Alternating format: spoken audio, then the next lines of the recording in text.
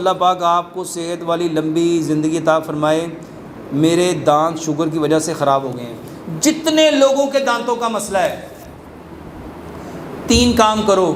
سب سے پہلا کام، لمبا سجدہ کرو، لمبا سجدہ کرو۔ دوسرا کام، کیلا لو، کیلا ہر نماز کے ساتھ مسواک کرو۔ جب نماز کے لیے وضو کرو اس کے ساتھ کیا کرو؟ مسواک۔ کیلا لو 2 انچ کا، 2 انچ ٹکڑا کیلے کا لو، اس کو نرم کرو، میش کرو، برش کے اوپر لگاؤ، اس سے دانت صاف کرو، رات کو بھی صبح کو بھی۔ اس کے ساتھ سرسوں اور ہلدی اس کو مکس کر لو، سرسوں کا تیل اور ہلدی۔